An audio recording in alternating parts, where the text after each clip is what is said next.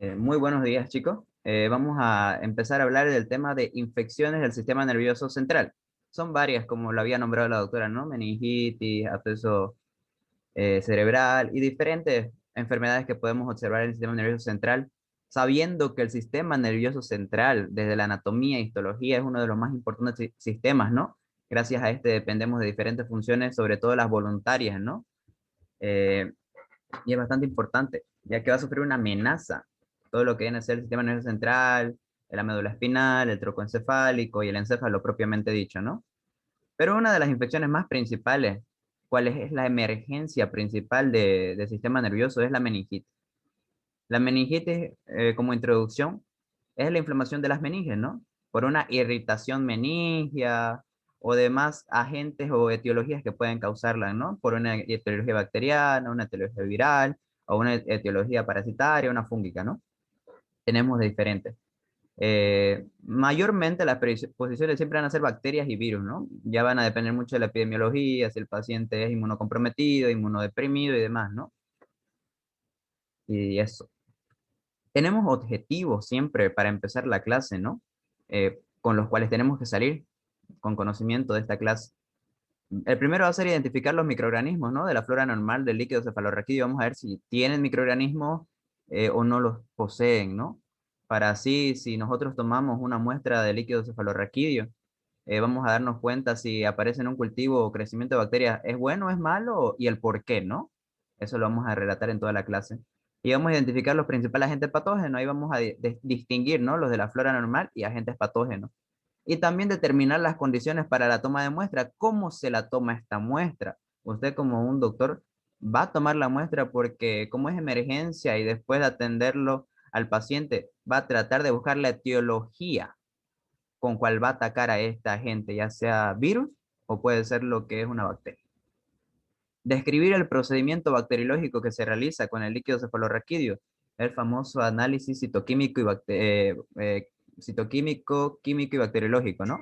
Del líquido cefalorraquídeo y microbiológico. Interpretar los informes de laboratorio y casos clínicos, como siempre lo hemos hecho hasta ahora, ¿no? Para así ya ir teniendo una idea de si me viene un paciente con tal clínica, cómo yo lo voy a atender a ese paciente. Empecemos entonces siempre desde la anatomía, ¿no? Porque tenemos que saber qué estamos estudiando, ¿no? Y cómo se compone todo esto. El sistema nervioso central es un sistema muy, muy complejo, ¿no? Uno de los sistemas más complejos a partir de la anatomía, histología, fisiología, fisiopatología, patología, pero en este caso tratando de infecciones, ¿no? De la materia de bacteriología. Encargado de percibir estímulos procedentes del mundo exterior. Procesa, informa y transmite impulsos a nervios y músculos. Este sistema nervioso central tiene un sistema bastante complejo de nervios, de ganglios y todo lo que lo compone, ¿no? Neuronas y demás, que va a traer la información. Y justamente es acá donde va a traer la información si hay una irritación meningia. ¿Por qué? Porque todas las meninges tienen una neurona sensitiva, cual va a darnos la señal de dolor. La irritación meningia va a causar un dolor y entonces va a ir directo al encéfalo con la señal diciendo cerebro, activate y vamos a ver qué estamos haciendo, ¿no? Y ahí ya da las sensaciones de dolor. Tenemos diferentes cuadros clínicos, ¿no? Desde una meningitis hasta una meningitis aséptica. La meningitis, como dice su propia palabra, ¿no? Inflamación de las meninges, identificado por la cuantificación anormal de leucocitos en líquido cefalorraquídeo y con manifestaciones clínicas. Una de las más comunes, la triada de la meningitis, ¿no? Lo que es ser fiebre, cefalea y rigidez de nuca o rigidez de cuello, ¿no? La encefalitis va a ser inflamación del tejido cerebral. En otras palabras, usted puede decir inflamación del encéfalo, ¿no? Pero específicamente del tejido cerebral, ¿no? O ambos, ¿no? Eh, o ambos fenómenos que pueden ser de las meninges y también de la masa cerebral, del tejido cerebral, con o sin edema secundario. Ya vamos a hablar por qué el sin edema secundario, eso ya viene a ser más la patogenia de la enfermedad. La meningoencefalitis va a ser la inflamación o infección del cerebro, o ambas alteraciones con afección de las meninges, ¿no? Y la meningitis bacteriana, ¿cuál es la que vamos a tratar mayormente en toda la clase? Que va a ser la inflamación meningia causada por una bacteria patógena presente en el líquido cefalorraquídeo. Y la meningitis aséptica va a ser la inflamación meningia de causa diversa, sin evidencia de un microorganismo patógeno, detectable en líquido cefalorraquídeo aplicando técnicas usuales de laboratorio. Claro, aquí vamos a observar el líquido cefalorraquídeo y vamos a tener que ver el caso, ¿no? ¿Qué pasa si no me aparece un microorganismo patógeno? ¿Qué es lo que está fallando? Esto no siempre hace tener que ser una de etiología con un microorganismo, ¿no? Puede ser otra etiología y demás. Entonces, la meningitis es la inflamación de las capas meningias.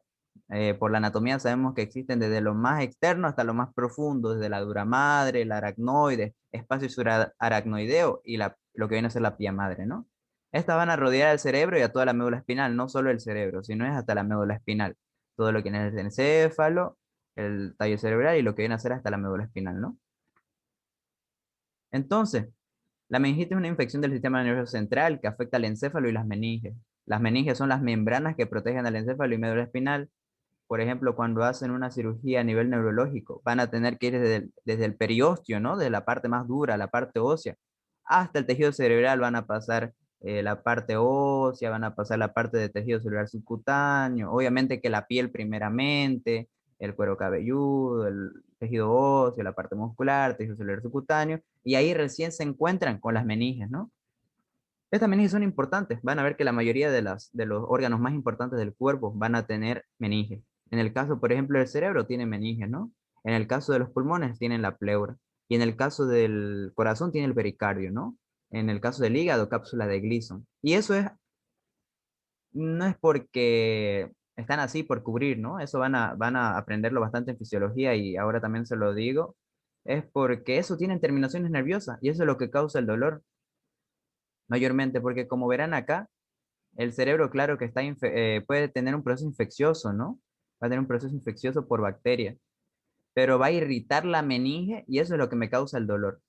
Y esa irritación meningia va a causarme la diferentes signos, sintomatología previa o posteriormente a lo que viene a ser la afección del cerebro. Las bacterias se introducen por la vía respiratoria, es una vía de transmisión, ¿no? Para lo que viene a ser la Haemophilus influenzae, el Streptococcus pneumoniae, diferentes agentes bacterianos, ¿no? También en los virus, el virus Coxsackie y demás, ¿no? Es un mecanismo de transmisión, lo que viene a ser la inhalación, ¿no?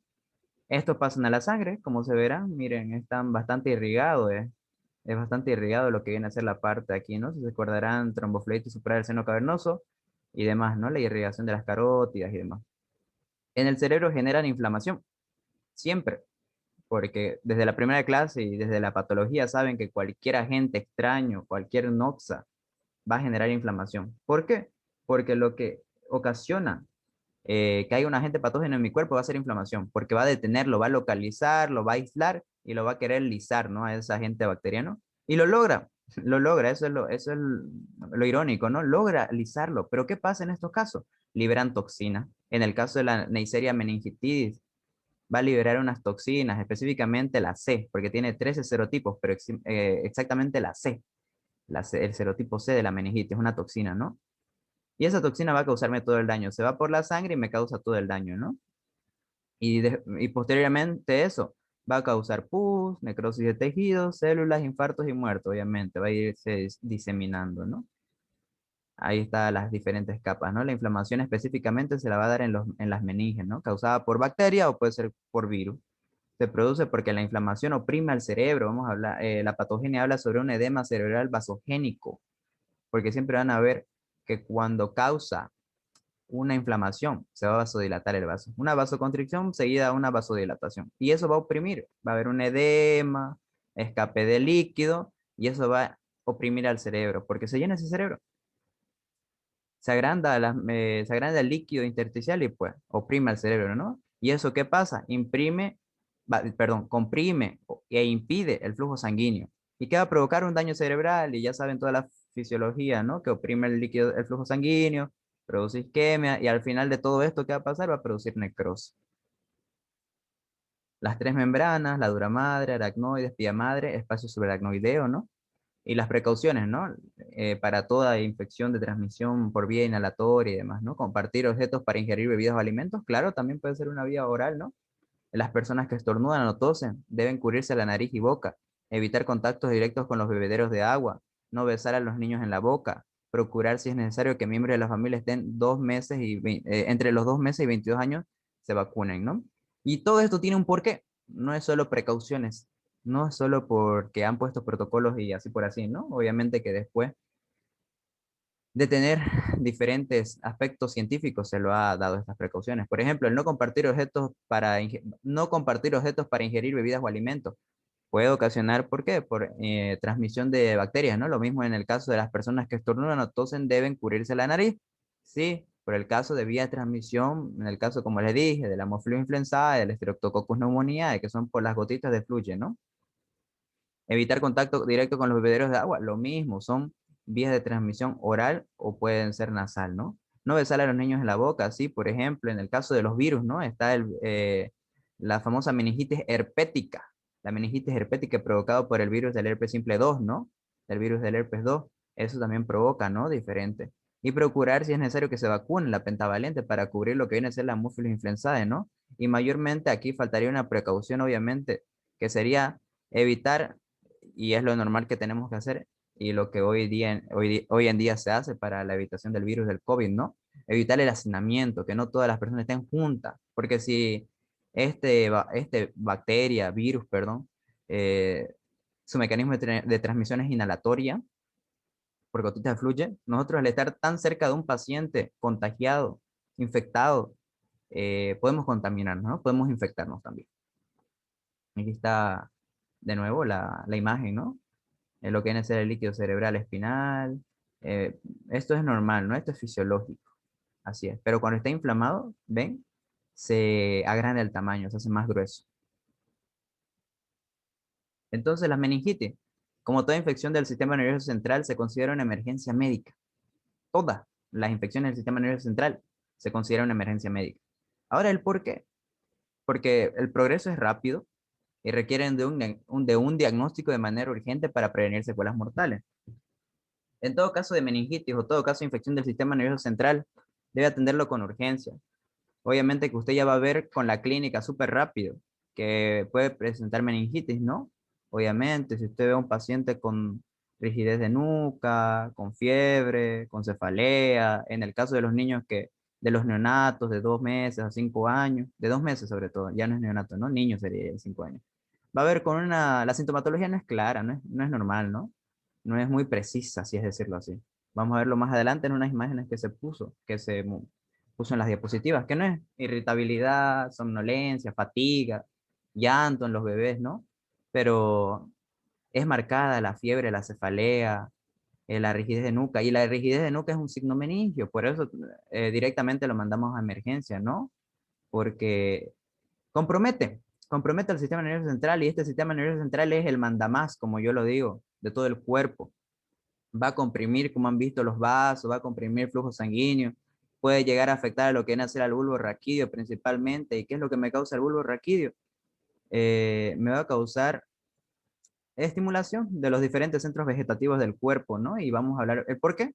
Porque no es solo que digamos, el paciente vomita porque tiene una infección gastrointestinal, no. Eso va a derivar mucho de una infección del sistema nervioso central. Y como se darán cuenta, si bien las emergencias mayormente en hospitales son por bacterias son mayormente las emergencias en hospitales, pero no es muy común tampoco que haya, ¿no? Y no es muy común, pero son las más precisas en asistir a hospitales. ¿Pero por qué?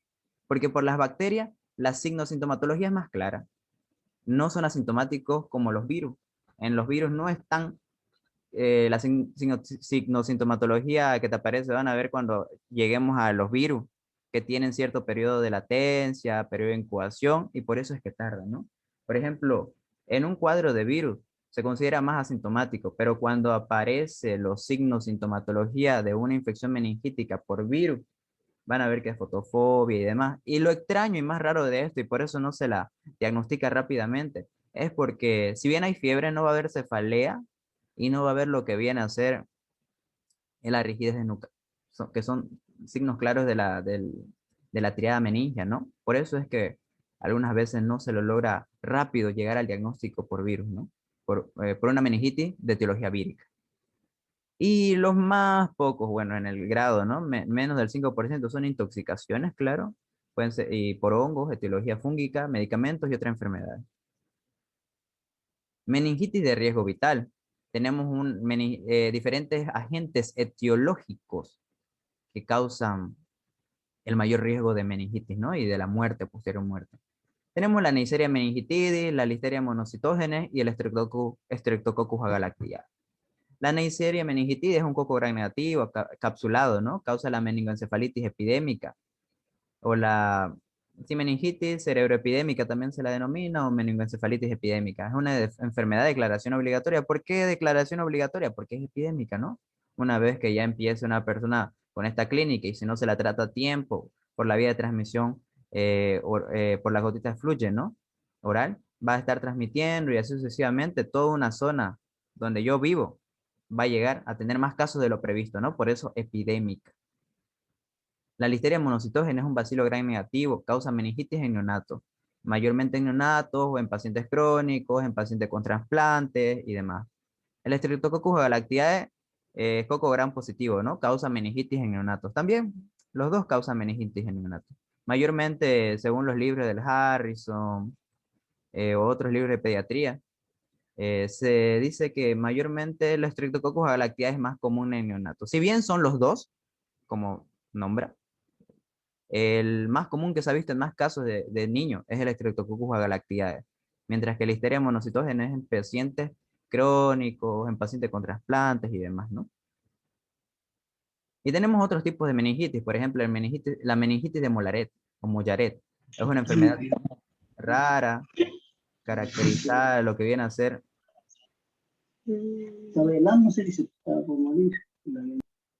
caracterizada por episodios recurrentes y autolimitados de meningitis linfocítica, ¿no? Su etiología es generalmente desconocida, aunque está asociado con fenómenos autoinmunes, con meningitis química causada por quistes epidermoides y con reactivación de infección por virus del herpes simple, principalmente tipo 2, ¿no? No tiene una etiología principal, pero se la considera la meningitis de Molaret por una reactivación de lo que viene a ser el virus del herpes simple, que no es la misma que la meningitis herpética, por si un caso. Esta enfermedad se caracteriza por presentar por lo menos 3 episodios de fiebre y signos de meningitis que duran de 2 a 5 días seguidos, ¿no? De recuperación espontánea, con recurrencias que varían de persona a persona, pudiendo transcurrir semanas, meses e incluso años antes del siguiente episodio. Meningitis decapitada. La meningitis decapitada o meningitis bacteriana parcialmente tratada se caracteriza por ser un cuadro en el que las características clínicas y los parámetros analizados en el líquido cefalorraquídeo están alterados por haber recibido antibióticos previamente por la punción lumbar. Sí, esto claramente no sucede en todos los casos. ¿Y mm, por qué se la nombra, no? Porque es bastante importante saberla, ¿no? La meningitis decapitada o meningitis bacteriana. Eh, Porque si bien el cuerpo responde muy diferente, ¿no? Cada uno va a ser bastante diferente los cuerpos. Eh, Esta actúa bastante diferente o la persona actúa bastante diferente al tratamiento de antibiótico, ¿no? Porque si bien eso es un protocolo de emergencia, una vez que usted ya vea, tenga la sintomatología como es emergencia, ve que su paciente está sufriendo un cuadro de meningitis, va directamente a darle una antibiótico-terapia, ¿no? Y en estos casos, después de venir lo que viene a ser la punción lumbar, ¿no? Viene a haber una alteración en el parámetro que ya usted va a sacar, punción lumbar, líquido cefalorraquídeo, y en el análisis de laboratorio que va a hacer de esta muestra de líquido cefalorraquídeo, va a haber parámetros alterados. Hasta es posible que pase un falso negativo, ¿no? Porque vamos a ver diferentes componentes de este examen de líquido cefalorraquídeo y pueden salir alterados.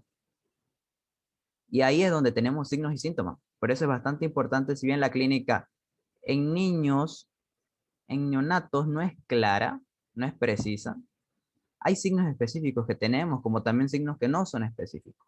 En niños pequeños y ancianos son inespecíficos, en niños y ancianos mayormente inespecíficos. Presentan un estado mental alterado, eso ya nos daría más o menos una sospecha, ¿no?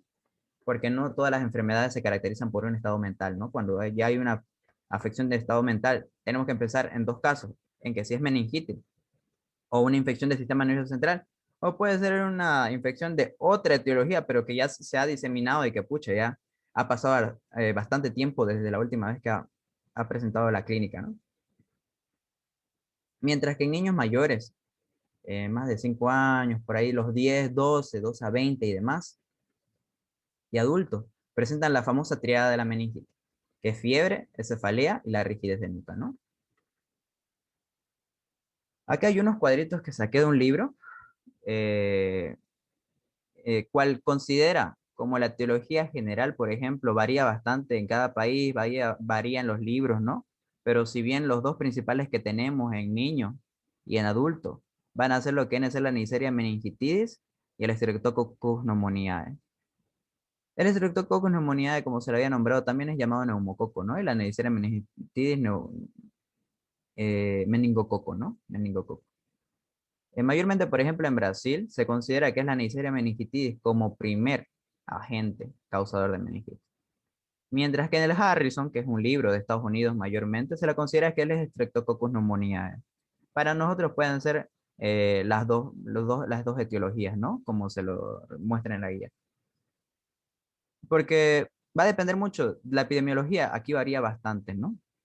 La epidemiología, el cuidado de las personas, la bioseguridad va a variar bastante. Y pues tenemos también poblaciones de riesgo para patógenos específicos, por ejemplo, en Listeria monocitógenes. Tenemos a los neonatos, como se lo había nombrado anteriormente, ¿no? Los abuelos, las personas mayores, las personas que han sufrido un trasplante recientemente, los gestantes, que son las embarazadas, y pacientes con cáncer e inmunosuprimidos. Mayormente la listeria es una bacteria que ataca a personas que tienen inmunosupresión. Y los bacilos gram negativos, ¿a quién me refiero mayormente? A la Haemophilus influenzae, ¿no? El Haemophilus influenzae, por ejemplo, no es tan común que cause porque nosotros al nacer nos ponen, ¿no? Nos administran lo que viene a ser la vacuna, nos inyectan la vacuna pentavalente. Gracias a esa tenemos y ganamos la inmunidad contra una meningitis por Haemophilus influenzae, ¿no? El Streptococcus galactiae es más común en recién nacidos, en recién nacidos y también es común en pacientes eh, que tienen una edad de más de 50 años y tienen dolencias crónicas, ¿no? El Staphylococcus aureus y el Staphylococcus epidermidis, vamos a ver más adelante también, que es muy común en lo que viene a ser una endocarditis infecciosa y en traumatismo, ¿no? El cuadro clínico, ¿cuál es el más común que presenta? Lo que habíamos visto hace unos minutos, ¿no? Lo que viene a ser la fiebre, la cefalea y la rigidez de nuca. Vamos a tener alteración de la conciencia y para eso vamos a ver el famoso examen de la escala de Glasgow.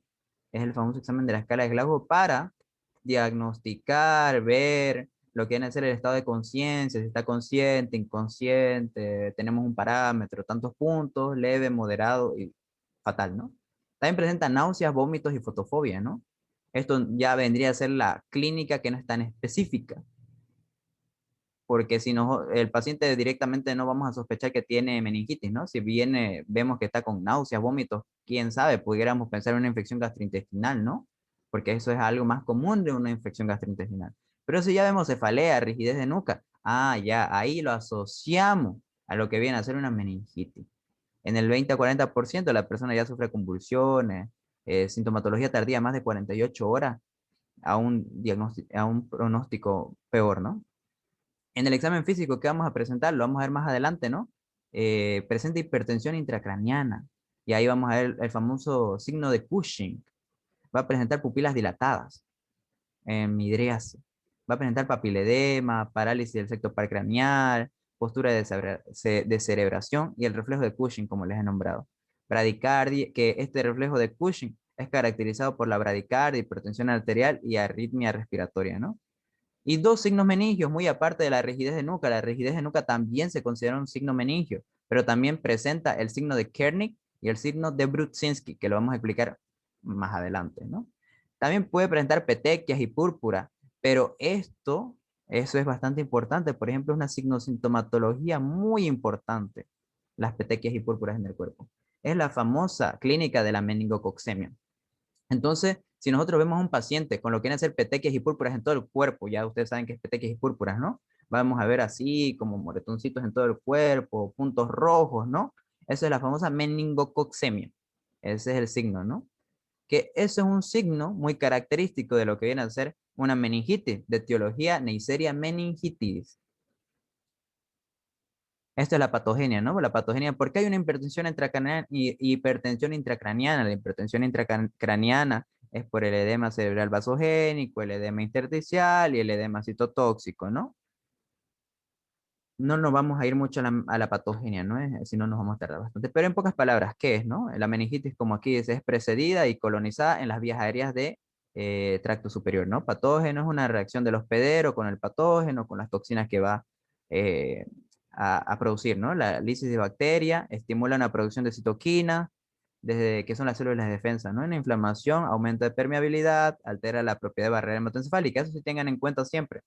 Nosotros tenemos, digamos, lo que vienen a ser las vellosidades aracnoideas, el espacio subaracnoideo siempre. Pero cuando hay una inflamación, ¿cómo se logra ensanchar esto? Y abren aberturas. Abren aberturas en lo que vienen a ser mis meninges y es lo que va a pasar. El edema, el líquido intersticial va a pasar. Y eso es algo muy común que lo vamos a ver más adelante en los trasudados y los exudados del sistema de líquido pleural. Y también hay otra clasificación. La clasificación según, esto es un libro de España, ¿no? El famoso CTO. Lo clasifica en personas menores de 3 meses. Puede llegar a tener un cuadro de meningitis por Streptococcus galactiae, que lo hemos nombrado, ¿no? O por una listeria monocitógena. Y en último caso, por una enterobacteria. Entre 3 meses y 5 años puede provocar un cuadro de Neisseria meningitis. Ya puede ser prevalente de Neisseria meningitis, pero es más común que sea por una hemófilis influenza de tipo B. Pero ¿cuándo vamos a pensar que es una hemófilis influenza de tipo B? Y ahí, ¿qué es lo que preguntamos a la mamá del paciente, obviamente?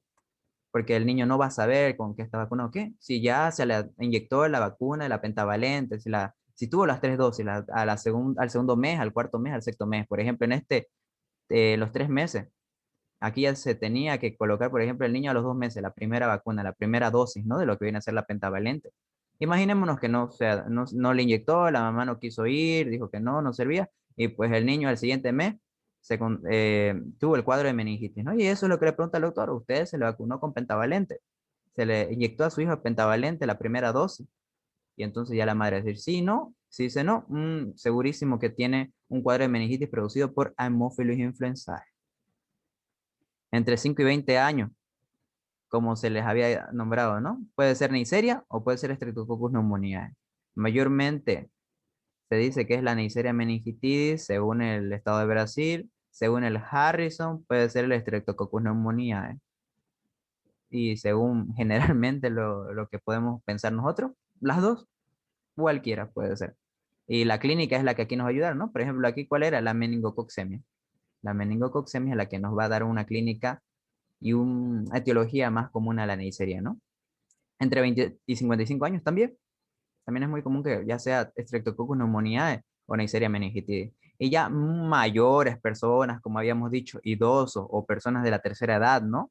Puede ser Listeria monocitógena. Aunque no obviamos la oportunidad o no obviamos el pensamiento de doctor que puede ser un Streptococcus pneumoniae, no. Así que ustedes solo tienen que pensar cuando presenta un paciente neonato, un paciente pediátrico, ¿no? Un bebé, una persona de 3 años, o puede ser un niño de 5, tiene que pensar en listeria y en Streptococcus galactiae, mayormente por la predisposición y la epidemiología. Una persona de 2 a 20 años tiene que pensar en una Neisseria meningitidis, en una Neisseria meningitidis. Y mayor a 20 años es más común que usted piense en un Streptococcus pneumoniae, es mucho más la epidemiología manda. Sin descartar el diagnóstico por una Neisseria. Y pues una persona mayor a 55 años tiene que pensar mayormente en una listeria, porque ya una persona mayor a 55 años, 60 años, 65 años, ya es una persona mayor de la tercera edad con un sistema de defensa escaso, un sistema de defensa que ya no está bien protegido como cuando tenía 20 años, ¿no? Entonces usted tiene que pensar en una listeria.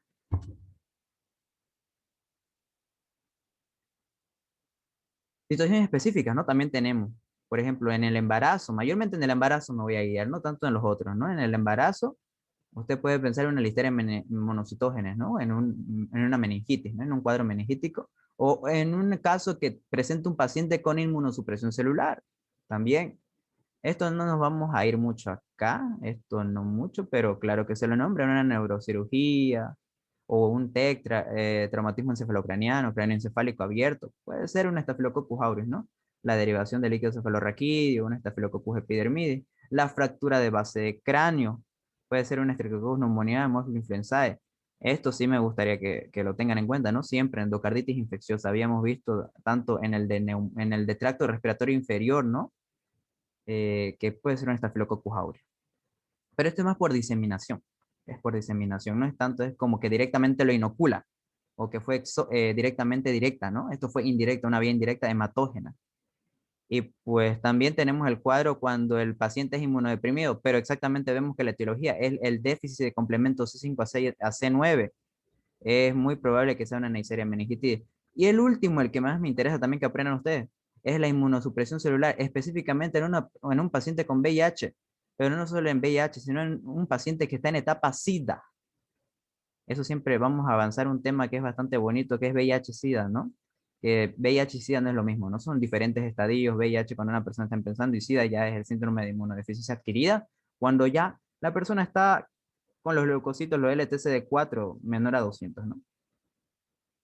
Y ahí son mayormente dos las etiologías. Uno que puede ser el Cryptococcus neoformans y el otro que es la criptococosis, la enfermedad específicamente, esta es la etiología, ¿no? Y el Mycobacterium tuberculosis. El Mycobacterium tuberculosis no solo ustedes tienen que pensar en una tuberculosis, que es una tuberculosis pulmonar. Cuando hacemos el tema de tuberculosis, no solo es tuberculosis pulmonar, hay tuberculosis ganglionar, tuberculosis ósea, tuberculosis geneturinaria, y en este caso, la tuberculosis meningítica, ¿no? Meningia. Eso mayormente en estado de inmunosupresión. ¿Y por qué tampoco no lo pensamos? Todo tiene un porqué, ¿no? ¿Por qué no pensamos que un micobacterio en tuberculosis me puede causar en un paciente neonato, en un paciente de 20 años, de 10 años? Uno, porque siempre tenemos que ver si es VIH o no VIH, ¿no? Siempre que un paciente tiene VIH, tenemos que pensar en muchas enfermedades oportunistas, siempre. Y segundo, porque bueno, cuando nacemos, ¿cuál es la primera vacuna que se nos inyecta, no? Es la famosa BCG del Bacilo Calmette-Guerin, ¿no? Bacilo Calmette-Guerin, que nos cubre para la tuberculosis miliar, ¿no? Que son todas las características de una tuberculosis extrapulmonar. Nos cubre bastantes enfermedades. Y entonces, algo bastante importante que usted tiene que saber para un cuadro de meningitis, ¿no? La famosa triada de la meningitis, que es fiebre, mayor a 37,5, 38 grados, 39 grados, ¿no? Hasta mucho más. La triada de la meningitis que viene a ser también la cefalea, dolor de cabeza, como se lo nombra, ¿no? Pero para nosotros cefalea, fiebre y rigidez de nuca, no rigidez de cuello no, rigidez de nuca. Y otros signos y síntomas, ¿no? Por lo que vemos en lo que vienen a ser los pacientes, los bebés, los neonatos, ¿no? Fiebre o temperatura inferior a 36 grados, por ejemplo, eso es algo muy diferente a las personas mayores, ¿no? Rechazo del alimento, vómito, llanto persistente, es un llanto, hasta algunas veces en algunos libros le llaman llanto meningio, porque es muy persistente el llanto, no deja de llorar, no es por leche, no es porque se hizo popó, ni no, ni nada, sino porque es un llanto persistente porque tiene una irritación meningia el bebé que no lo deja dormir tranquilo, que no lo deja en paz, y es por eso, ¿no? La irritabilidad. Y esto es algo muy común en los pacientes, ya sean neonatos o también ya sean lo que vienen a ser pacientes adultos o niños, que es la posición en gatillo de fusil, ¿no? En gatillo de fusil. Porque está así, digamos, el paciente, ¿no? Está en gatillo de fusil, como se darán cuenta. Esa es la famosa pose en gatillo de fusil, que es la retracción de la nuca, claro. Tiene flexionado lo que vienen a ser las piernas y tiene extendido lo que viene a ser la nuca, ¿no? Retracción de la nuca. La mollera bombada, la somnolencia, el letargo, está cansado el niño, manchas o moretones también presenta, ¿no? Y en los síntomas de meningitis en niños y en adultos, ¿no? Presenta vómitos, presenta fiebre, dolor de cabeza que es la cefalea, dolor de nuca. Entonces aquí más o menos en lo que viene a ser un paciente adulto ya tenemos la famosa triada de la meningitis, ¿no? Y ya tenemos que sospechar de lo que viene a ser una meningitis. El rechazo de la luz. ¿Qué es el rechazo de la luz? Es la famosa fotofobia. No puede la persona que presenta fotofobia no puede ver ni la luz. Aquí, por ejemplo, aquí lo demuestra como el sol. Si usted activa la lámpara de su cuarto, no, es irritante para el paciente. Somnolencia, está cansado, está fatigado, ¿no? Dolor articular, artralgia. Y en último caso, cuando ya está bastante comprometido el sistema nervioso central, son las convulsiones. En el caso de las personas mayores en fiebre, también puede producir escalofrío. Estos síntomas tal vez no ocurran al mismo tiempo, eso es un dato bastante interesante, ¿no? Porque si primero yo presento vómito, como les dije, pero no voy a presentar dolor de cabeza, no presento cefalea, no presento dolor de nuca, no presento fotofobia, solo vómito y fiebre. Entonces, ¿yo qué puedo pensar con esos dos signos clínicos importantes? Puedo pensar en una infección gastrointestinal, ¿no? Vómitos, náuseas, voy a pensar, lo primero que voy a pensar, ¿qué he comido, no? O en el caso, por ejemplo, de un dolor articular, una artralgia se denomina. ¿Qué voy a pensar? Puede ser que piense, ay, me picó un mosquito, voy a pensar, si estoy en epidemia todavía en lo que viene a ser, y nosotros que siempre estamos, bueno, tenemos periodos, ¿no? De epidemia, de dengue y demás, ¿no? Del virus, del dengue y demás. Podemos pensar quizás en lo que viene a ser eso. Eso es un dato bastante importante que usted tiene que saber. No, no todos los síntomas presentan al mismo tiempo. Sería muy hermoso y vamos a decir, ah, ya vómito, fiebre, dolor de cabeza. No. Por eso siempre tenemos que estar a la sospecha del paciente. Y ese es el famoso gatillo de fusil, ¿no? Ahí está, en una imagen más grande. Y estas son las famosas meninges, ¿no? Las famosas meninges que nosotros tenemos en el cerebro. Ahí es eso que todavía nos falta aquí una meninge más. Esto era la dura madre, ya la aracnoide, es que siempre está la aracnoide muy, muy sujeta a lo que viene a ser la pía madre. Y aquí nos falta todavía una meninge más para diseccionar, ¿no?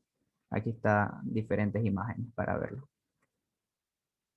Entonces el cuestionario, vamos empezando a resolver, chicos. Van a ayudarme a responder esto, ¿no? Toma de muestra. ¿Cuál es la precisa muestra que yo necesito para una meningitis? Líquido encefalorraquídeo. Muy bien, líquido cefalorraquídeo, no encefalorraquídeo, sí, líquido cefalorraquídeo. ¿Y quién toma la muestra? El El médico. médico. Muy bien, el médico lo toma la muestra. ¿Y el lugar en donde va a tomar la muestra? Lumbar 3 y 4. Entre el lumbar 3 y 4. Ok, entre el umbral L3 y L4. ¿Y la cantidad, más o menos? 2 a 3 2 a 3 2 a ml. 3. 2 a 3 ml, eso siempre tienen que tener en cuenta, no 2 a 3 gramos, 2 a 3 centímetros, no, no, 2 a 3 ml. Y esto es bastante importante, ¿no? Muestra el líquido cefalorraquídeo, obviamente, porque todo el proceso meningio, yo voy a sospechar de que mi microorganismo está en mi líquido cefalorraquídeo. Tampoco voy a descartar, por eso mayormente, la primera muestra que yo realizo es líquido cefalorraquídeo. Ese es el análisis que yo voy a tener, ¿no? El análisis que yo voy a tener. Pero tampoco no descarto de hacer un hemocultivo, tampoco. ¿Quién lo va a tomar? El médico. Sí, el médico. Por eso usted está en esta clase aprendiendo todo esto. Por eso. El lugar entre la L3 y L4, ¿no? Este lugar entre la vértebra L3 y L4. Ahí vamos a puncionar lo que viene a ser la punción lumbar, ¿no? Con la aguja. Y la cantidad 2 a 3 ml. Tampoco no vamos a sacar bastante líquido, ¿no? ¿Y por qué L3, L4? Es porque usted ya sabe anatomía. ¿Por qué? Porque la famosa médula espinal terminada, todas las terminaciones nerviosas a nivel de la L2, L1, L2, ¿no? ¿Y qué era lo que seguía más abajo de lo que vendría a ser médula espinal? Abajo de la médula espinal venía la famosa cauda equina o cola de caballo, que también eran terminaciones nerviosas, pero no eran tan funcionales, ¿no? No eran funcionales, eran más atróficas, no tenían tantas funciones estas, ¿no?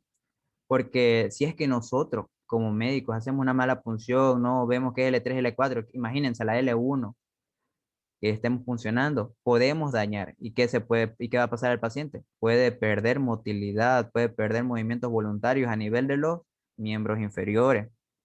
Entonces, sigamos. La flora normal del líquido cefalorraquídeo, ¿aquí qué me tiene que parecer? ¿Algo? No es Estéril. estéril. Muy bien, es estéril. Aquí no me va a aparecer ni Streptococcus pneumoniae, ni Haemophilus influenzae, ni el Staphylococcus aureus, ni Staphylococcus epidermidis, ninguna bacteria. No me tiene que aparecer por nada más. Si yo hago un cultivo de líquido cefalorraquídeo, chicos, no me tiene que aparecer ni una bacteria.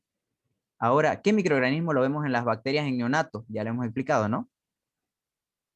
Estreptococcus Streptococcus galactea. Listeria y Listeria monocytógene. monocytógene. Bien. En los niños de 2 meses a 2 años, No dice meningitis. Neumonía, estreptococcus neumonía.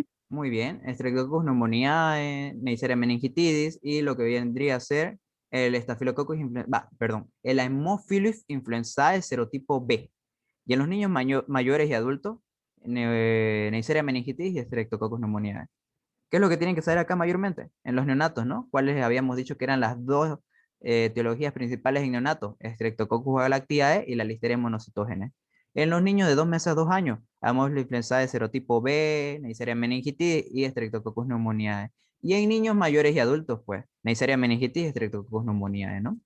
En los virus, ¿cuáles tenemos? Vamos a hacer el enterovirus, el herpes zóster, el virus de la parotiditis y el virus de la rubiola, ¿no? El ecovirus también puede ser. Y en hongos, pues tenemos al Cryptococcus neoformans, a los histoplasma o a los coccidioides, ¿no? Coccidioides immitis puede ser. Ahora, ¿cómo es la toma de muestra de líquido cefalorraquídeo? La toma de muestra de líquido cefalorraquídeo, pues, se la empieza colocando al paciente en decúbito lateral. Esto es decúbito lateral, a lo que nosotros llamamos la posición de echado de costado, ¿no? Pero en sí se llama la posición de decúbito lateral, con la cabeza y las rodillas flexionadas. ¿Ven? Las cabezas y las rodillas están flexionadas. Flexionadas me refiero a que este es el cuerpo y pues las piernas están así, ¿no? Aquí se darán cuenta. Están flexionadas. Hay dos posiciones, ¿no? La posición acuesta y la posición sentada. Mayormente se recomienda que sea una posición sentada con lo que viene a ser la parte torácica, la parte dorsal extendida, ¿no? ¿Por qué? Porque vamos a estar abriendo lo que vienen a ser nuestros ligamentos y se le va a facilitar al médico para que no esté tampoco dañando ciertas estructuras y ligamentos, ¿no? Y para que se le haga más la facilidad. No es muy recomendable que sea la posición acuesta, es mayormente la posición sentada la recomendada, ¿no? Se traza una línea entre la tercera y cuarta apófisis espinosa, ¿no? Vamos a identificar la L3, la L4, vamos a suponer que está aquí la L3, la L4, nosotros ya sabemos la morfología, que el cuerpo vertebral, que las apófisis transversas, pero a mí me interesa apófisis espinosa, ¿no? Apófisis espinosa 1, apófisis espinosa, trazamos una línea y pues ahí ya se desinfecta la región lumbosacra, ¿no? Iodopovidona podemos usar y diferentes antisépticos, ¿no? Y desinfectantes porque como ustedes saben, mi cuerpo está lleno de lo que vienen a ser diferentes bacterias saprófitas y demás, ¿no? Y imagínense que hay una bacteria ahí patógena, ¿no? Y se inyecta 1 o 2 de anestésico local vía subcutánea. Lidocaína mayormente usamos, lidocaína local, ¿no? Y posterior a eso se le hace la extracción de lo que sería el líquido cefalorraquídeo. Esto va a pasar diferentes ligamentos, el ligamento interespinoso, el transverso espinoso, los ligamentos longitudinales, pues vamos a ir, son 3 capas de ligamento. Y cuando ustedes van a ir punzando, ¿no? A nivel de este L3 y L4, el famoso espacio de L3 y L4, espacio intervertebral, van a ir sintiendo cómo rompen. Tic, tic, tic. Y ahí ya ustedes ya saben que ya no se va a romper más y van a ver que ya llegaron al espacio subaracnoideo, donde van a extraer lo que viene a ser el líquido cefalorraquídeo. Y aquí va a caer lo que viene a ser el líquido en gotitas, 2 a 3 ml. Y aquí tenemos unas fotitos, imágenes muy bonitas de lo que vienen a ser los diferentes agentes etiológicos, ¿no? En el caso, por ejemplo, de una Neisseria meningitidis, en el caso de una Streptococcus pneumoniae, o en el caso de un Cryptococcus neoformans, ¿no? La Neisseria meningitis también se caracteriza, ¿por qué? Porque puede ser intracelular y extracelular. La extracelular es las dos son patógenas, pero mayormente la extracelular, ¿no? ¿Por qué? Porque extracelular ya me está diciendo que se está diseminando esta enfermedad. Entonces ya puede irme a atacar a diferentes otros órganos, ¿no? El Streptococcus pneumoniae que ya habíamos hablado. Si bien es la principal causa de esto, que era la neumonía, ¿no? Pero si no tratamos nuestra neumonía, puede complicarse a desarrollar y a producirme lo que viene a ser una meningitis. Y bueno, la aguja se introduce entre ambas apófisis espinosas, atravesando el ligamento interespinoso. Eso era lo que le decía, ¿no? Hay varios ligamentos, no solo el interespinoso, hay varios. Pero exactamente este, ¿no? El interespinoso se introduce hasta 5 a 6 centímetros. Se introduce. Usted ya va a ir sintiendo, como yo les dije aquí, por ejemplo, ¿vieron? Hay varias capas de ligamento, entonces va a ir rompiendo cada uno. Y esto no tenga miedo, claro, o sea, sonará feo, ¿no? Romper, vamos a decir que estamos dañando, no, pero se van a ir restaurando, se van a ir regenerando porque es tejido, ¿no? Tejido conjuntivo. Y entonces después se deja fluir 2 a 3 ml de líquido cefalorraquídeo y se lleva de inmediato al laboratorio. Aquí está, ¿vieron? Ya llegó al espacio aracnoideo, ya está extrayendo lo que vendría a ser líquido cefalorraquídeo hasta 2 a 3 ml y pues bueno, ¿no? Aquí está. Líquido cefalorraquídeo, espacio subaracnoideo y ahí está. Pero también tenemos algunas contraindicaciones. Por ejemplo, una de las contraindicaciones principales, ¿cuáles son, no? De la punción lumbar, hay que tener cuidado también, ¿no? Por eso siempre hacer una buena anamnesis antes de hacer esta punción lumbar. Le preguntamos varias preguntas a lo que viene a ser el paciente. Una sospecha clínica de herniación cerebral, una infección local en zona de punción puede ser, ¿no? ¿Por qué? Por el peligro de transporte del germen. Eso. Alteraciones de coagulación, plaquetas, ¿por qué? Porque una vez que hagamos la punción va a tardar en coagular, ¿no? Y por ende va a tardar su normalización. El síndrome de hipotensión de líquido cefalorraquídeo, eso es uno de los más importantes, ¿no? Vamos a ver si el paciente es hipotenso, también si presenta edema también el paciente. Todos esos datos tenemos que ver del paciente y tenemos que preguntar, ¿no? Esas son las contraindicaciones en esos pacientes. Si vamos a realizar la punción lumbar, tenemos que ser bien cuidadosos, mucho más cuidadosos de lo que viene a ser una persona que fisiológicamente en los otros sistemas está bien. Las complicaciones, que no es lo mismo de contraindicaciones en las personas que yo no voy a poder realizar, pero las complicaciones son en las que yo las voy a realizar y puede ser que se me complique el procedimiento, ¿no? Puede ser que se complique con una cefalea por hipotensión de líquido cefalorraquídeo, obviamente. ¿Y qué pasa esto? Y es algo común, ¿no? Cuando el doctor puede sacar más de 2 a 3 ml, ¿no? En más de 2 a 3 ml llega a extraer de lo que viene a ser el espacio subaracnoideo. Entonces va a cursar con una hipotensión de líquido cefalorraquídeo. Dolor en zona de punción, puede ser que no haya estado bien, no haya administrado bien la anestesia, ¿no? Puede haber daño, puede haber un daño a nivel del, imaginémonos que el doctor no sabía que justamente ese era el lugar de la L2, L3, perdón, L3, L4, y fue a la L1 y L2 y pues causó daño, ¿no? A lo que viene a ser la médula espinal y lo dejó con parestesia. Lo dejó con un parestesia transitoria, puede ser, o en el peor de los casos, una parestesia persistente, que es el famoso paciente parapléjico, ¿no? Que no va a tener movimiento de las piernas, ¿no? Va a estar paralítico, exacto. Paresia de los nervios craneales no es muy común, por eso ven que es 0,02%, ¿no? Los nervios craneales mayormente están en relación con lo que vienen a ser el nervioso central a nivel del encéfalo, mayormente. Pero, ¿por qué el 0,02%? Porque puede estar comprometido los nervios parasimpáticos, ¿no? Lo que viene a ser el vago y demás, ¿no? Los famosos nervios de Eckhart también pueden estar, ¿no?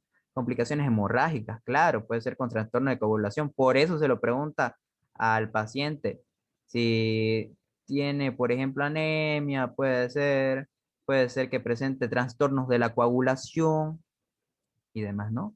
Y bueno, en el caso de la meningitis puede llegar a caso de sepsis siempre y cuando no se haya realizado una buena desinfección del ambiente, ¿no? Una buena asepsia de los instrumentos y del ambiente, ¿no? Y esto es un cuadro que usted se lo tiene que aprender para toda su vida. Es el famoso análisis citoquímico de lo que deben ser el líquido cefalorraquídeo. Una vez obtenida la muestra, ¿cómo solicitamos un análisis de líquido cefalorraquídeo? Se lo denomina este análisis citoquímico y bacteriológico del líquido cefalorraquídeo. Exactamente lo mismo, ¿no? Porque son tres parámetros que vamos a evaluar. Vamos a evaluar la parte de la célula, citoquímico, la parte química, ¿no? La glucosa y demás. Y bacteriológico, que vamos a evaluar lo que viene a ser el agente etiológico del líquido cefalorraquídeo. Y tenemos lo que viene a ser la situación clínica normal del líquido cefalorraquídeo. En el color y aspecto, pues tiene que ser incoloro y límpido. Los leucocitos no tienen que superar, mejor si son cero, pero no tiene que pasar de 5 milímetros de cúbicos, ¿no? El predominio celular es mononuclear, es linfocitos, claro, porque ahí van a estar vigilando a que no haya ningún agente, ¿no? Las proteínas de 15 a 45 miligramos de decilitro, la glucosa de 40 a 70 miligramos de decilitro, ¿no? Aquí se llama proteinorraquia, glucorraquia, eso tienen que saber, ¿no? La terminología médica. Pero, ¿qué sucede cuando hay una infección bacteriana? La infección bacteriana va a caracterizarse por un color turbio. Los leucocitos mayor a 1000 por milímetro cúbico. Siempre que haya polimorfo. Y eso es lo que ocasiona. Los polimorfos nucleares me da el color turbio. Eso tengan que tener en cuenta. Si usted tiene un predominio celular con polimorfos nucleares, usted ya tiene que pensar en una infección bacteriana. Proteínas de 100 a 1000 miligramos de decilitro y pues la glucosa es bastante baja. Eso no le afecta, ¿no? La infección viral va a ser un color claro. Claro. Va a ser los leucocitos menor a 300 milímetros de mercurio. Perdón, 300, menor a 300 milímetros cúbicos, perdón. Pero predomina los monocitos, los mononucleares, ¿no? Predominan los mononucleares. Las proteínas van a ser de 40 a 100 miligramos de decilitro y pues la glucosa va a ser normal o algo disminuida. Y la infección micótica o tuberculosa es la única bacteria que también puede llegar a tener un color opalescente. Y los leucocitos van a estar entre 50 a 500, ¿no? Milímetros cúbicos. También va a presentar monocitos y pues la proteína de 60 a 700, ¿no? Aquí, ¿cuáles son los parámetros mayormente? Porque la infección viral se darán cuenta que están en un parámetro, ¿no? Miren, menor a 300, imagínense que sea 200, pero también aquí puede ser 200 y podemos imaginar, ¿no? Los leucocitos. Predominio celular, lo mismo, ¿no? Proteína, ok, aquí puede ser un parámetro bastante importante, que las proteínas sean muchos más. Imagínense que sea 500, entonces yo ya no voy a pensar en una infección viral.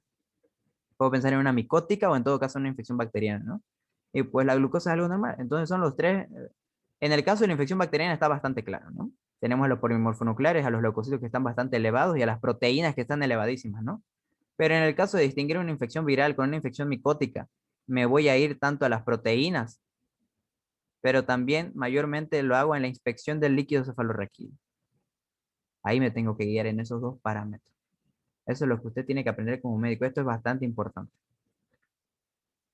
Entonces, hay que recordar, ¿no? La primera infección por VIH puede cursar con meningitis linfocitaria dentro de las formas herpéticas, ¿no? Específicamente el virus, eso es en el caso de los virus, de las meningitis herpéticas, que está relacionada con meningitis, ¿no? Con más frecuencia durante el primer episodio de herpes genital, mientras que el virus del herpes simple 1 se relaciona con encefalitis. Vean, tengan eso en cuenta, ¿no? Si yo tengo una meningitis herpética, voy a estar relacionado con el VH2, con el virus herpes simple 2, ¿no? Mientras que cuando yo presente un cuadro de encefalitis, lo voy a asociar con el virus de herpes simple 1, ¿no? Mayormente a estos pacientes con herpes se le va a administrar lo que quieren hacer los medicamentos virales, ¿no? Antivirales, como el aciclovir. Se debe considerar la posibilidad de meningitis por listeria en recién nacidos y en adultos mayores a 55 años. Vimos que hace rato decíamos mayores de 50, ¿no? Pero son personas de la tercera edad.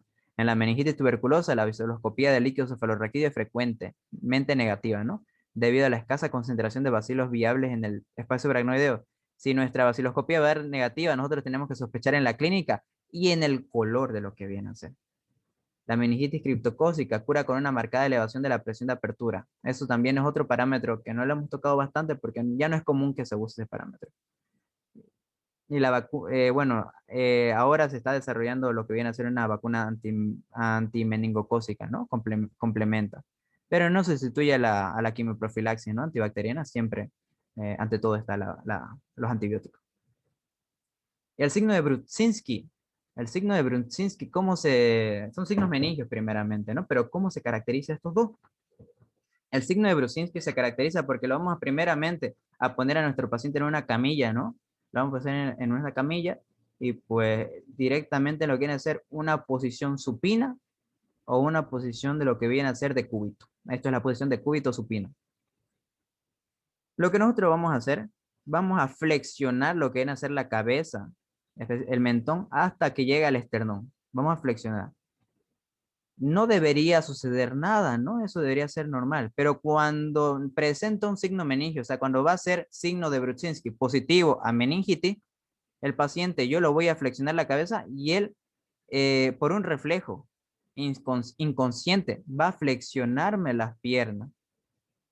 Va a flexionar las piernas, como dice, va a flexionar las piernas hacia arriba. Si es que hace ese reflejo inconsciente, pues el paciente es un signo de Brudzinski positivo y yo voy a estar mi sospecha más clara de que sea meningitis. Ese es uno. Y tenemos el de Kerning, ¿no? El signo de Kerning o de Kernick es cuando nosotros flexionamos lo que viene a ser la pierna y la cadera, vamos a flexionar, y cuando estamos a nivel de la rodilla, hacemos que el paciente lo extienda, solo esta parte, a nivel de unos 135 grados, lo extendemos. Y cuando decimos que es signo de Kerning positivo, ¿no? Vamos a decir el signo de Kerning positivo cuando hay una resistencia a la extensión y hay dolor. El paciente obviamente va a decir, ay, me duele, o directamente va a sacudirse de dolor. Va a sacudirse de dolor y pues no se va a poder llevar a cabo la extensión. Y eso es por el signo de Kerning positivo, ¿no? Todo esto, ¿cuál es la etiología, no? Que va a haber daños a nivel de la médula espinal, cual está afectando mis dermatomas, ¿no? Mis diferentes nervios que se van a ir distribuyendo a cada parte, los nervios motores y demás, ¿no? Eso. Y algo interesante aquí en el signo de Brudzinski es tanto, por aquí presenta, por ejemplo, una resistencia a la flexión, va a presentar una resistencia a la flexión y también presentar dolor. Y en el último caso puede presentar similar al tétano, muy similar, lo que viene a ser los opistótonos, porque va a querer que no permite que se flexione el cuello, sino va a extenderse. En pocas palabras, el niño va a estar en esta posición, así todo su cuerpo, aquí la cabeza y aquí los pies, ¿no? Ya, más o menos así.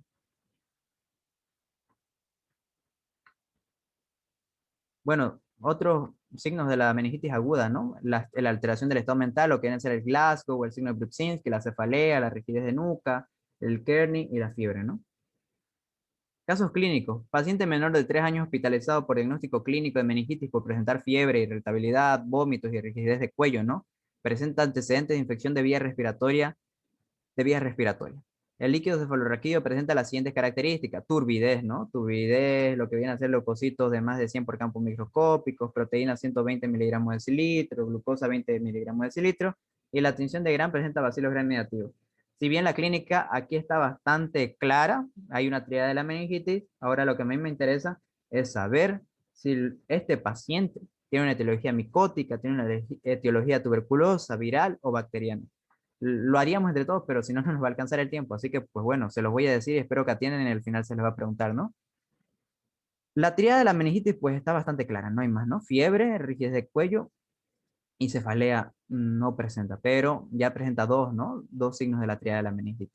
El líquido cefalorraquídeo, algo bastante claro, ya presenta turbidez, ¿no? Presenta turbidez, entonces ya con que diga turbidez y recordarme lo que aprendí en esta clase de hoy cuando yo sea médico y esté tratando con un paciente meningitis, ya voy a saber que es una etiología bacteriana.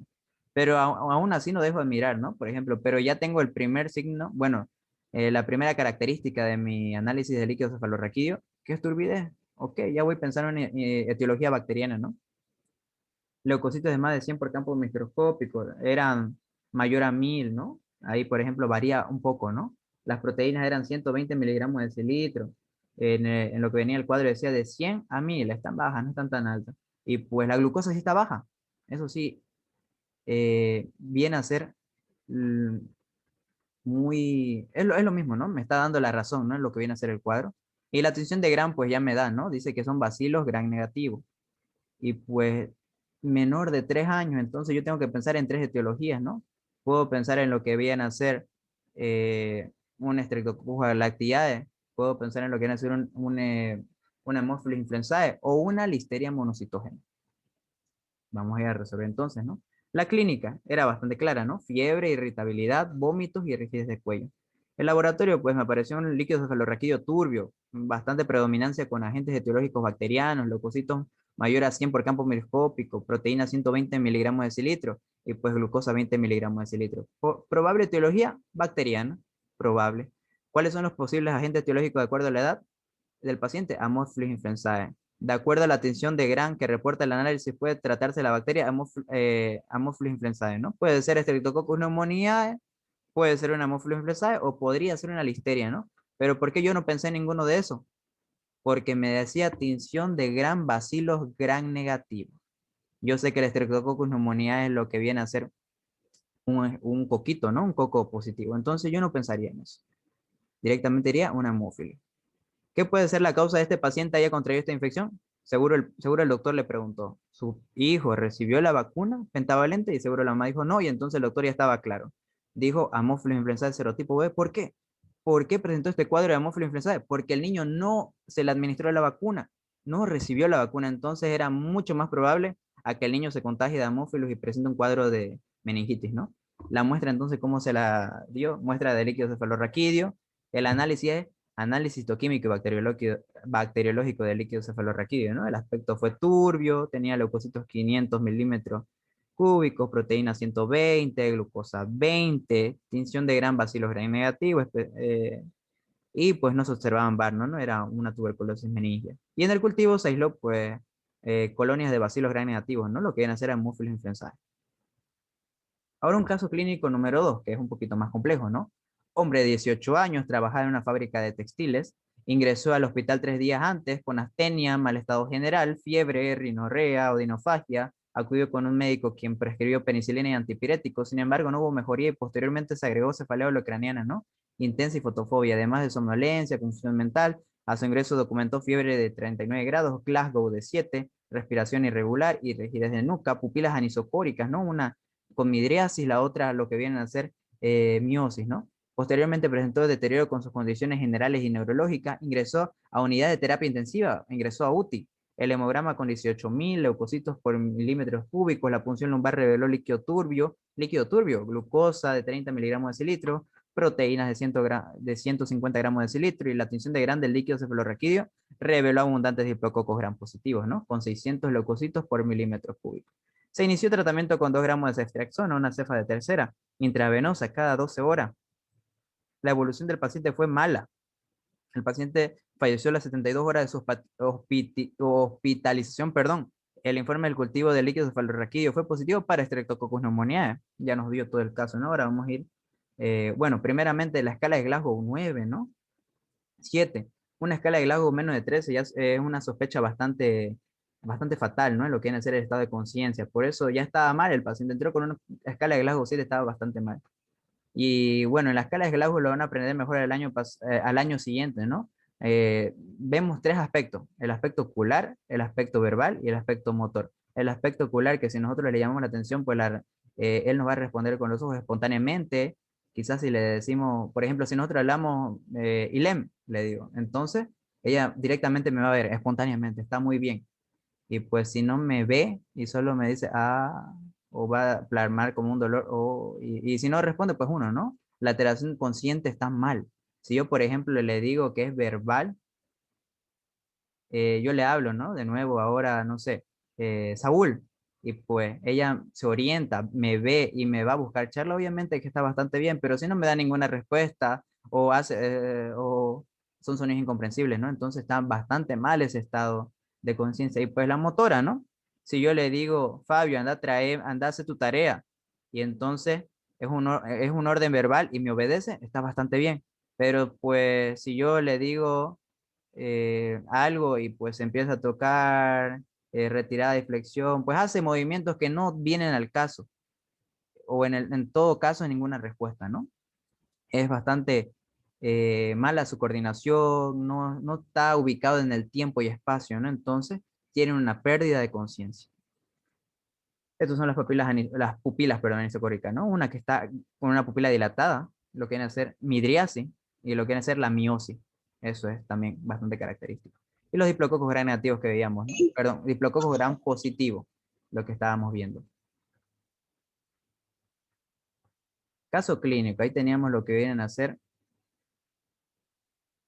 clínica, ya habíamos visto astenia, fiebre, rinorrea, cefalea, holocraniana, odinofagia, fotofobia, somnolencia, confusión mental y fiebre de 39 grados, ¿no? El aspecto turbio, leucocitos 600, polimorfos nucleares 90%, 10% de monocito, glicemia, que es la glucosa, ¿no? 30 miligramos de cilitro, y las proteínas eran 150, era bastante alto. La tinción de Gram, pues me dio diplococos Gram positivo, ¿no? La bacteria Streptococcus pneumoniae. ¿Y cómo llegó esto? Pues se diseminó, no fue tratado a tiempo, se quiso haber tratado cuando ya estaba en un cuadro de meningitis. Si se lo hubiera tratado cuando había una persona, cuando estaba en su cuadro de neumonía, hubiera salvado su vida, ¿no? Pues ya estaba bastante deteriorado su nivel de conciencia y demás, y pues ya estaba bastante mal, ¿no? Datos epidemiológicos, gotitas de fluye, ¿no? Vías de transmisión, la aérea. El factor predisponente, hacinamiento. ¿Por qué? Porque habíamos visto que donde trabajaba esta persona, trabajaba en una fábrica de textiles. Entonces, ¿qué había pasado? Seguro un colega estaba mal y pues por vía aérea se contagió. Y pues dijo, es una tosecita, no tengo nada. Y así siguió y pues se diseminó bastante rápido la bacteria hasta que llegó a un cuadro meningio, ¿no? Lo que viene a ser Streptococcus pneumoniae. Diagnóstico: meningitis de etiología bacteriana. Caso clínico número 3. Niña de 8 años de edad derivada de un centro médico al servicio de unidad de cuidados intensivos por presentar fiebre, cefalea en región occipital, letargia, desorientación, escalofrío, cefalea, fotofobia, rigidez de nuca, vómitos, diarrea y el líquido cefalorraquídeo opalescente. Bastante interesante. Y presenta las siguientes características. Se realiza una punción lumbar y se extrae el líquido cefalorraquídeo y el cultivo da negativo a las 24 horas de incubación. Entonces, si yo pensaba que era una bacteria, pues no es, ¿no? Dio negativo. Líquido cefalorraquídeo opalescente y pues el análisis como siempre, ¿no? Citoquímico y bacteriológico del líquido cefalorraquídeo. El análisis de leucocitos me dio 150 milímetros cúbicos. Entonces yo podría pensar en cualquiera de las 3 etiologías, ¿no? Las proteínas me dio 80 miligramos de cilitro. Entonces ya está descartado la infección bacteriana. Para hacer una infección bacteriana tiene que ser mayor a 100. Entonces yo puedo pensar en una viral o podría pensar en una micótica. Y la glucosa, pues 50 miligramos de cilitro. Está en un parámetro normal, ni tan bajo ni tan alto, ¿no? El análisis bacteriológico, pues me dio que no se observan bacterias, entonces súper descartado, no era una infección bacteriana. Entonces, ¿cuál era el diagnóstico final de este cuadro? Era una meningitis micótica. Era una meningitis micótica, ¿no? ¿Por qué? Por lo que vendría a ser eh, me dio lo que viene a ser ¿dónde está? Derivado de un centro médico, cefalea, opalescente, líquido cefalorraquídeo opalescente. Entonces yo solo tenía que ver si era micótica o era tuberculosa. ¿Y por qué yo sabiendo esto como doctor pedí igual que se haga un análisis bacteriológico? Porque necesitaba saber si pudiera haber sido una etiología tuberculosa. Seguro yo le pregunté si se inyectó con la BCG, seguro. Pero igual yo pedí al laboratorio. Me apareció tinción de 100 Nielsen, no se observa VAR. Entonces, descartado lo que hubiera sido una tuberculosis meningia, ¿no? En todo caso, me queda una meningitis micótica. ¿Cuáles pueden ser los posibles agentes etiológicos? El Cryptococcus neoformans es el más común. Y el histoplasma, ¿no? Y el coccidioides también no podemos olvidar. ¿Se debe dar tratamiento antimicrobiano a este paciente? ¿Cuál? Tengo que pensar. No, antimicrobiana no. ¿Por qué? Porque no es una bacteria. No es una bacteria, es un hongo. Debe tratarse con antimicótico. Muy bien. En caso de que sospeche de meningitis micótica, ¿cuál es el nombre del posible agente etiológico? Cryptococcus neoformans es más común en esto. Y pues hasta el laboratorio es diferente. ¿Y por qué lo realizo el laboratorio? Por ejemplo, en el caso del Cryptococcus neoformans, yo realizo la prueba de tinta china, ¿no? Que es mayormente para lo que es el Cryptococcus, eh, para tener un diagnóstico seguro. Aunque sea que mi líquido cefalorraquídeo no me dio bacteria una aislada, o sea, no me dio cultivo que creció una bacteria, pues igual tengo que hacer, ¿no? La prueba de laboratorio para Cryptococcus. ¿Qué pasa si me salía negativo? Tenía que seguir pensando en otra etiología de hongo, ¿no? Fotofobia, glosario, ¿no? Las diferentes palabras que tenemos que aprender. Fotofobia, la intolerancia normal a la luz. La aerofobia, que es el temor obsesivo al aire, espasmos inspiratorios del diafragma. La astenia es el temor obsesivo al aire, espasmos inspiratorios del diafragma. La letargia, que es el estado de cansancio, está disminución de energía, está cansado, tiene sueño. La rinorrea, pues es un exceso de drenaje que va desde un líquido claro a moco espeso y proviene de la nariz y la fosa nasal. Y la escala de Glasgow es una escala diseñada para evaluar de manera práctica el nivel de estado de alerta y conciencia en los seres humanos. Las petequias son puntos redondos y pequeños de color púrpura. La glucorraquia es el nivel de glucosa en líquido cefalorraquídeo. La proteinorraquia son los niveles de proteínas en líquido cefalorraquídeo. Y la leucorraquia es el nivel de leucocitos en líquido cefalorraquídeo, ¿no? Eso siempre tienen que aprender, no van a decir glucosa en líquido cefalorraquídeo, no. Desde ahora van a decir glucorraquia, el paciente tiene glucorraquia elevada, tiene proteinorraquia baja, tiene leucorraquia elevada. Exacto, con esa terminología, ¿no? La cefalea olecraniana es una cefalea que afecta a toda la cabeza, no es unilateral, sino es bilateral. Y las pupilas nisocóricas, pues es la simetría de las pupilas, ¿no? En una pupila derecha puede estar con midriasis y la de izquierda está con miosis. Y en el análisis que realizamos a lo que viene a ser líquido cefalorraquídeo, pues observamos tres parámetros. La parte cito, que es células, mayormente los leucocitos, y la parte de polimorfonucleares y los mononucleares. La parte química, que es de proteína y glucosa, y la parte de bacteriológica, que era tinción de Grant, tinción de Ciel-Nielsen, la tinta china para identificar mi famoso Cryptococcus neoformans u otro agente micótico, y pues el cultivo y antibiograma, ¿no? Para ver si hay crecimiento de bacterias. Vamos a hablar sobre el segundo tema, que es líquidos de punción, ¿no? Líquidos de punción, ¿qué son? Es un tema también bastante interesante y bastante importante que usted tiene que saber. ¿Qué son líquidos de punción? ¿Qué es un líquido? Un líquido es alguien que deriva del plasma, ¿no? Y se va a encontrar en cavidades, no solo tenemos, digamos, líquido, lo que viene a ser la sangre, el plasma, ¿no? Tenemos otros tipos de líquidos, lo que viene a ser el líquido pleural, lo que viene a ser en las pleuras de los pulmones, el líquido pericárdico en el corazón y el líquido peritoneal, que viene a estar en la cavidad abdominal, ¿no? Líquido seroso, por ejemplo, tenemos entre las pleuras, ¿no? Entre las pleuras, que me va a causar que no haya fricción. Esa es su función, que no haya fricción y se esté moviendo tranquilamente esto. Líquido seroso dentro del pericardio, se acordarán por anatomía, tenemos un pericardio visceral que está pegado al corazón y tenemos un pericardio parietal. Entre estos dos va a estar el líquido pleural, el líquido pericárdico, ¿no?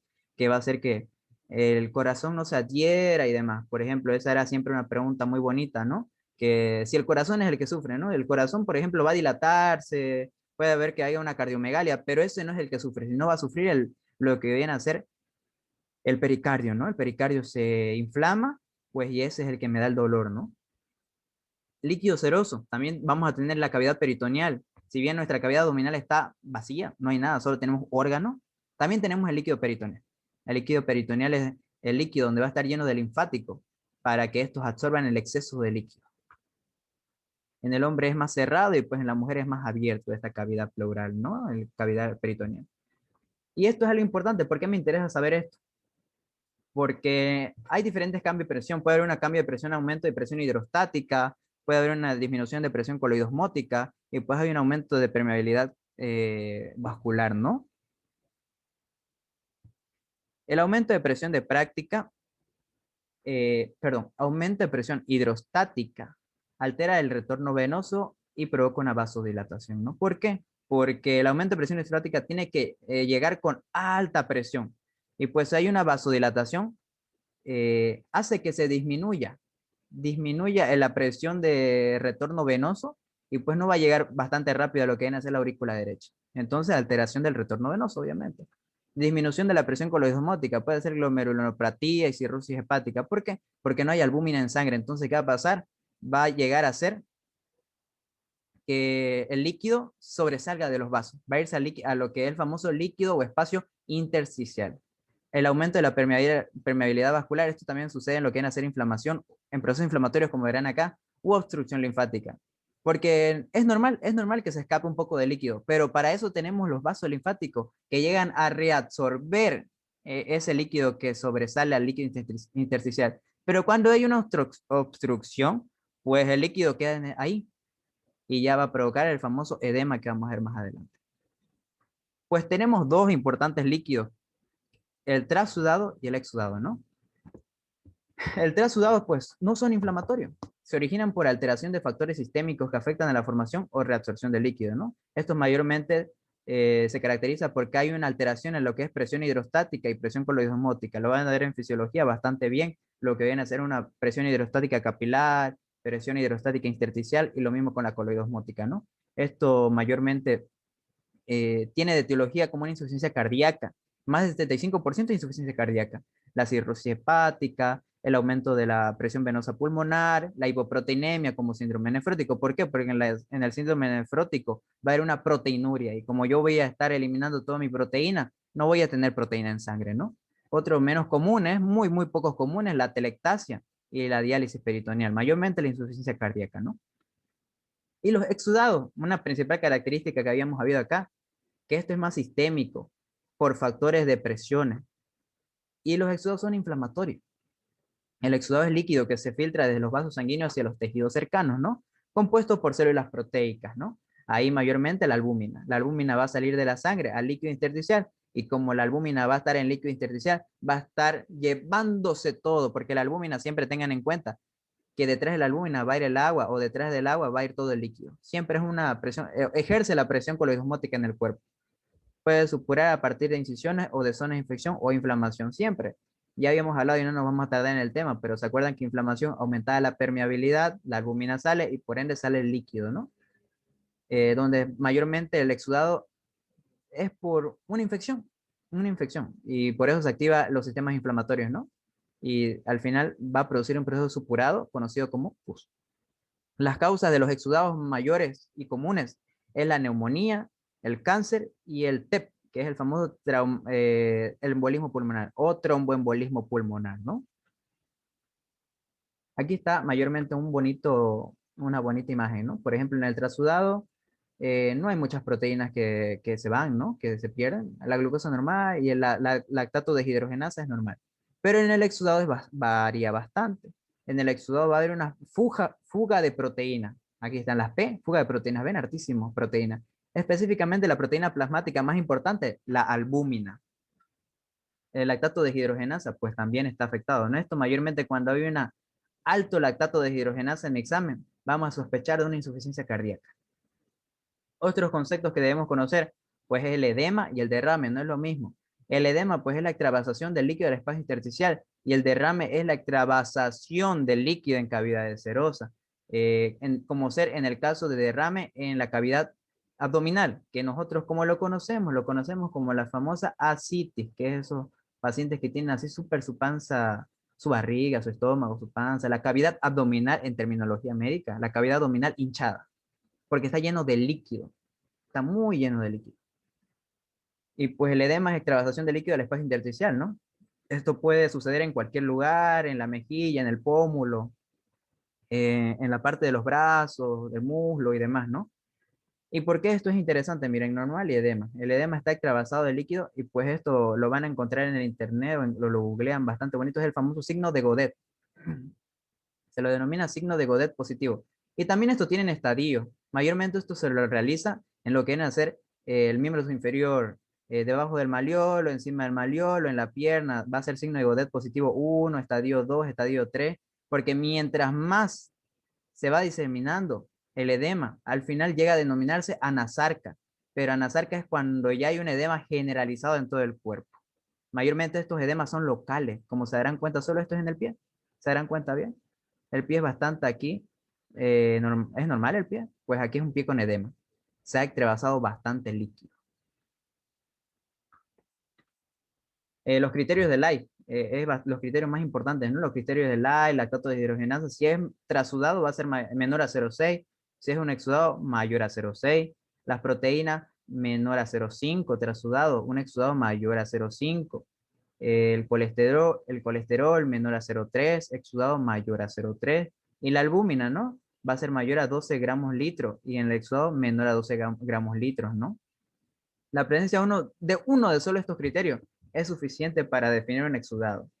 Mayormente lo que se nota aquí, la diferencia va a ser las proteínas. Esto es otro criterio, bueno, son los mismos criterios Lye, pero que ahora mayormente con estos tres criterios y donde uno nomás esté, también se denomina exudado, ¿no? Las proteínas en líquido pleural, la lactato deshidrogenasa en líquido y la lactato deshidrogenasa en suero, y la lactato deshidrogenasa en líquido mayor de 2/3 del límite superior de la normalidad del suero, ¿no? ¿Y esto qué es la toracocentesis? ¿Para qué es la toracocentesis? La toracocentesis es el procedimiento que utilizamos para hacer este examen del líquido pleural, ¿no? Esto se realiza, es casi similar, por eso también es muy similar a lo que viene a ser punción lumbar. Aquí tenemos que romper lo que vienen a ser algunos ligamentos, músculos, sin dañar, ya se acordarán esto por anatomía, ¿no? En el borde inferior siempre encontrábamos lo que viene a ser el paquete vascular nervioso intercostal, ¿no? Sin dañar esto, porque podemos también dañar a un nervio, dañar un vaso, dañar una vena, ¿no? Entre las dos costillas, ¿no? Hay una clasificación bonita de derrame, ¿no? Los exudados mayormente eran lo que viene a ser neumonía, ¿no? En cuadros paraneumónicos, en el cuadro de neoplasias, como ser maligno o secundarios a tromboembolismo pulmonar, ¿no? En los trasudados es mayormente ocasionado por enfermedades, ¿no? Pueden ser insuficiencia cardíaca, sobrecarga de líquidos, cirrosis hepática, una hipoproteinemia, ¿no? Síndrome nefrótico, porque está caracterizado por una proteinuria, la hipoalbuminemia, el embarazo, el parto y la diálisis peritoneal, ¿no? El derrame pleural, pues. El derrame pleural es caracterizado por una acumulación de líquido entre los tejidos que recubren los pulmones y el tórax. El líquido puede acumularse alrededor de los pulmones, aquí verán es opalescente, ¿no? Debido a un bombeo deficiente del corazón a una inflamación, ¿no? Los síntomas incluyen tos, dolor intenso en el pecho, dificultad para respirar, que es la disnea, ¿no? Puede presentar un dolor intenso en el pecho que alguna vez el paciente lo confunde con una angina de pecho, un dolor de 15 a mayor a 20 minutos, ¿no? Seguido.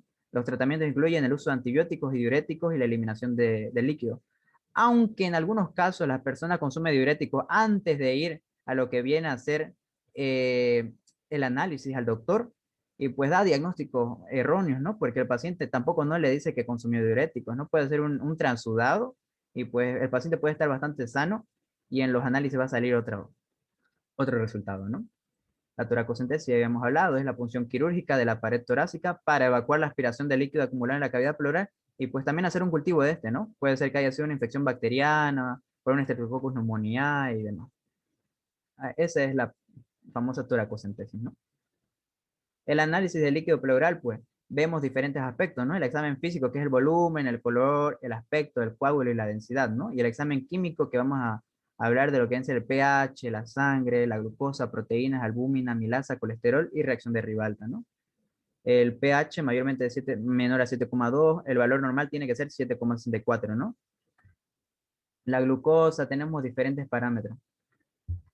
Glucosa, la reacción de Ribalta, los exudados, la tensión de Graham, y pues el caso clínico, ¿no? Una mujer de 48 años de edad que presenta hipertensión arterial, Se presenta la consulta con cuadro clínico aproximadamente 2 semanas de evolución, caracterizado con tos con expectoración, disnea de grado 2 y fiebre y ostealgia, ¿no? Dolor en la parte ósea, ¿no? A los 3 días de internación se exacerba con disnea grado 3 y trepopnea. Trepopnea es una posición cuando usted está en decúbito lateral, está echado, le va a estar dando una disnea, una dificultad para respirar. Y se solicita una radiografía de tórax con borramiento de los senos costodiafragmáticos. Aquí vamos a tener los senos costodiafragmáticos entre el diafragma y la base del pulmón, ¿no? Con una desviación del mediastino. Y es interesante, ¿por qué? Porque este borramiento del signo costodiafragmático más una palescencia en lo que viene a ser la base pulmonar es el famoso signo de Damuisiau. Esa es la diferencia, ¿no? La etiología infecciosa también podemos diagnosticarla por signos sintomatología, como ser la ocultación pulmonar, que es también llamado roce pleural, disminución del murmullo vesicular y matidez a la percusión torácica. Y otro que nos podemos llegar a diagnosticar es por el dolor en punta de costado, también que es el famoso dolor pleurítico, ¿no? ¿Cuál era el diagnóstico presuntivo? Era una neumonía adquirida en la comunidad. La complicación fue un derrame paraneumónico, por ende nos da una etiología de una Streptococcus pneumoniae. ¿Qué prueba el laboratorio solicitó para llegar al diagnóstico? El análisis citoquímico bacteriológico, no del líquido cefalorraquídeo, sino del líquido pleural. ¿Y cómo se llama la técnica usada? Fue la toracocentesis, ¿no? ¿En base a qué criterios clínicos se realiza el diagnóstico? A los criterios de Lake. Y la causa más común en un derrame pleural trasudado, habíamos dicho que es la insuficiencia cardíaca congestiva, puede ser la cirrosis hepática, un síndrome nefrótico, ¿no?